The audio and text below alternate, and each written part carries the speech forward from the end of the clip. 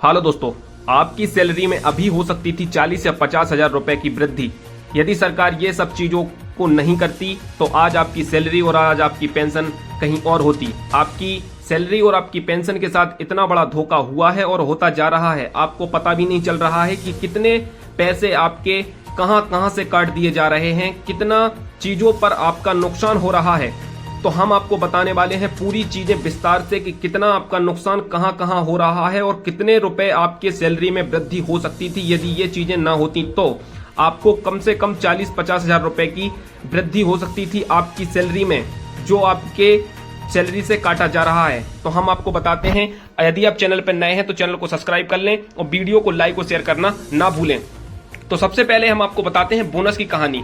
कर्मचारियों को 78 दिन का बोनस बोलकर उनको केवल और केवल 17,951 रुपए दिए जाते हैं, जो कर्मचारियों का 46,800 रुपए बनता है। परंतु कर्मचारियों को 29,000 रुपए कम दिए जा रहे हैं। 29,000 रुपए कम। आप सोच सकते हैं 29,000 जो कर्मचारियों को कम दिए जा रहे हैं वो आपकी पूरी सर्विस का 19 लाख रुपए काट लिए जा रहे हैं। 19 लाख रुपए आपकी सर्विस के पूरे काट लिए जा रहे हैं। आप सोच सकते हैं कि कितना बड़ा नुकसान आपके बोनस के जरिए ही हो जा रहा है। 19 लाख रुपए आपको डायरेक्ट नुकसान हो रहा है आपके बोनस से।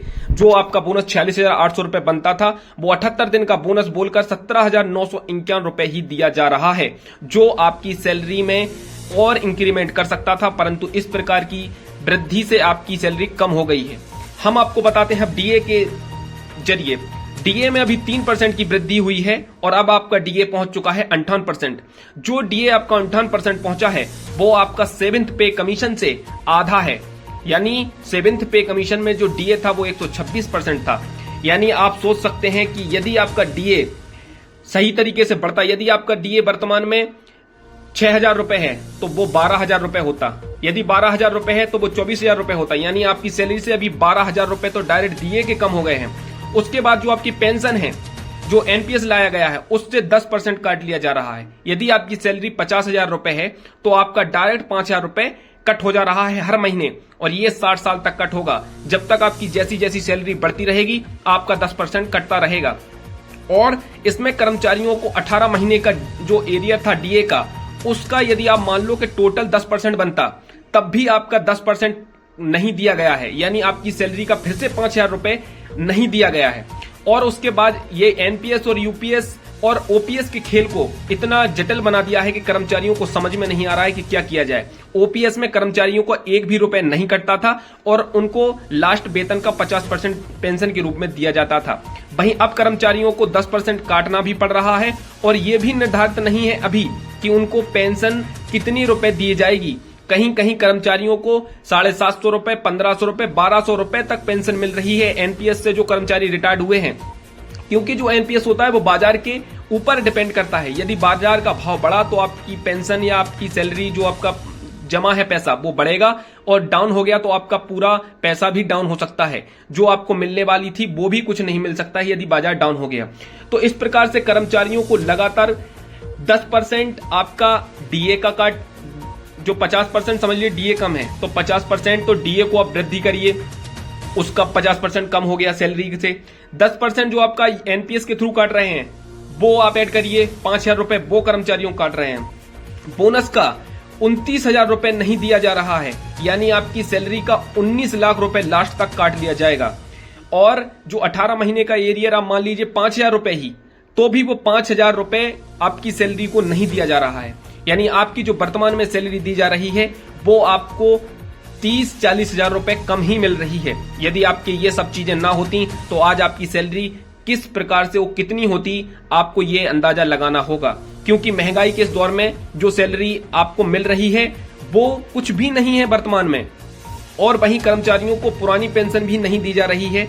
जो पेंशन धारक थे पुराने, उनकी पेंशन में पहले 2 बार वृद्धि होती थी डीए के तौर पर। अभी जब एनपीएस आ चुका है तो उनकी पेंशन में भी वृद्धि नहीं हो पा रही है। तो इस प्रकार से कर्मचारियों का इतनी चीजों में नुकसान हो रहा है। यदि ये सब चीजें ना होती तो आज कर्मचारियों की सैलरी किस लेवल पर होती, ये आप सोच सकते हैं। अभी भी 8th पे कमीशन में भी ज्यादा सैलरी बढ़ने की उम्मीद नजर नहीं आ रही है, क्योंकि 1.92 के आसपास ही आपका फिटमेंट फैक्टर रह सकता है, जो आपकी सैलरी में ज्यादा वृद्धि करने वाला नहीं है। क्योंकि ये सब चीजें यदि आपको मिल जाती समय पर और यदि अभी भी इनमें संशोधन किया जा सके, तब भी कर्मचारियों को थोड़ा इनसे फायदा हो सकता है, क्योंकि इस प्रकार के नुकसान कर्मचारी लगातार उठा रहे हैं इस महंगाई के दौर में। क्योंकि उनकी पेंशन में वृद्धि नहीं हो रही है, उनकी पेंशन के रूप में एनपीएस के थ्रू 10% काट लिया जा रहा है, उनको पेंशन ओपीएस के थ्रू जो नुकसान हो रहा है 10% का हर महीने, वो बहुत बड़ा है। और जो बोनस है उसको भी सरकार 7वें पे कमीशन यानी 18,000 बेसिक के आधार पर भी नहीं दे रही है, और जो डीए है उसको भी आधा करके छोड़ दिया गया है। यानी अभी आपका डीए वर्तमान में 85% है जो 7th पे कमीशन में था, और आपका जो 18 महीने का एरियर है वो भी सरकार अभी वर्तमान में देने वाली नहीं है। ये सब चीजों का नुकसान कर्मचारी लगातार उठाते जा रहे हैं, और कहीं कहीं ये खबर आ रही है कि 8th पे कमीशन की जब घोषणा सरकार अभी करने वाली थी, परंतु 8 महीने बीत चुके हैं, लेकिन अभी भी उस पर कोई भी खबर सामने निकलकर नहीं आ रही है, ना ही किसी प्रकार की कोई अधिसूचना जारी की जा रही है। तो कर्मचारी ये उम्मीद लगाकर अभी बैठे हुए हैं कि सरकार देखते हैं कब तक इन सब चीजों में वृद्धि करती है और इनको समय पर लागू करती है, क्योंकि कर्मचारियों को इनके द्वारा बहुत बड़ा नुकसान हो रहा है, जिससे कर्मचारी अपनी महंगाई के इस दौर में अपने परिवार का भरण पोषण सही तरीके से नहीं कर पा रहे हैं। सरकार को चाहिए कर्मचारियों की समस्याओं का समाधान करे और इन सब चीजों को बिल्कुल सही ढंग से कर्मचारियों की सैलरी में वृद्धि करके उनको वापस लौटा दिया जाए। जो आपने एनपीएस के थ्रू पैसा काटा है वो पूरा पैसा कर्मचारियों को वापस दिया जाए ब्याज के सहित, और पुरानी पेंशन को लागू किया जाए जो हुबहू ओपीएस है।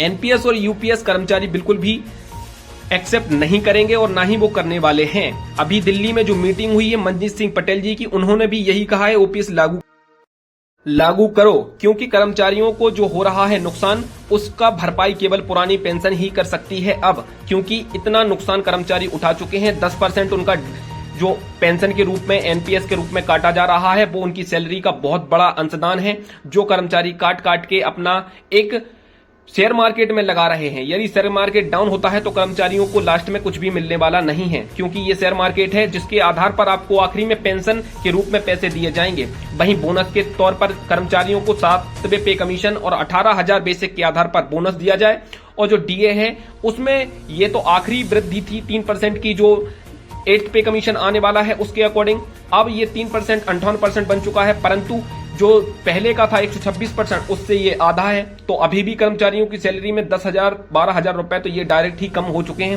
वहीं 18 महीने का जो डीए था उसको भी जब मांग करने की घोषणा की, कर्मचारियों ने लगातार धरना प्रदर्शन दिया, तब भी सरकार ने संसद में आके लोकसभा में आकर ये कहा है कि अभी सरकार के पास बजट नहीं है, ना ही सरकार इस प्रकार के जो कोरोना काल में सरकार ने पैसा गवाया है उसके थ्रू अभी ये सब चीजें करने के लिए सरकार के पास पैसे नहीं है, ना ही कर्मचारियों को पुरानी पेंशन देने के लिए सरकार के पास बजट मौजूद है।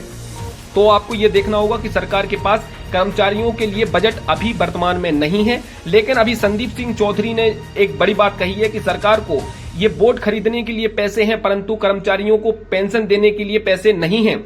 और वहीं पर जो नेता लोग हैं, मंत्री लोग हैं, सांसद लोग हैं, वो 2-2 3-3 पेंशन ले सकते हैं और उनकी सैलरी में 30-30 34-34% की वृद्धि हो सकती है। परंतु कर्मचारी जो अपना जीवन पूरा निकाल दे रहे हैं, 60-60 साल अपनी पूरी जवानी खत्म कर दे रहे हैं, वो अपने बुढ़ापे का सहारा मांगते हैं, तो उनको वो चीजें देने में सरकार हिचकिचा रही है। ये सब चीजें अभी संदीप चौधरी ने कहा है कि सरकार क्यों कर्मचारियों के साथ ऐसा धोखा कर रही है। कहीं 3-4-5 राज्य हैं जहां पर पुरानी पेंशन लागू है, लेकिन कुछ राज्यों में इस प्रकार की योजना लागू सरकार नहीं करने वाली है। सरकार की तरफ से ये बिल्कुल साफ साफ कह दिया गया है कि पुरानी पेंशन वो लागू करने वाले नहीं हैं। लेकिन लगातार धरना प्रदर्शन और हो रही सरकार से बातचीत को चलते कहीं कहीं ये खबर आ रही है कि सरकार कर्मचारियों की बातें मान सकती है, लेकिन ऐसा होता हुआ नजर नहीं आ रहा है। अभी मनजीत सिंह पटेल ने भी 9 नवंबर तक का एक आंदोलन बुलाने की घोषणा की है। वहीं जो मिश्रा जी हैं उन्होंने भी 1 महीने का सरकार को वक्त दिया है, लेकिन अब देखने की बात यह होगी सरकार इन लोगों की बात मानती है या नहीं। सरकार अपने स्तर से अपने मंत्रियों की सिफारिश पर ही काम करने वाली है। कर्मचारियों को जो भी फायदा होगा या नुकसान होगा वो उनके मंत्रिमंडल के आधार पर ही होगा। तो ये आप लोगों की जानकारी हमने बता दी है जो था कर्मचारियों को।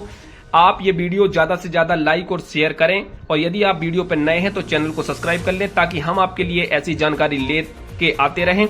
और आप ये कमेंट जरूर करें, क्या सरकार ये ओपीएस लागू करेगी, और जो आपकी इतना नुकसान हुआ है इसकी भरपाई सरकार कैसे कर सकती है।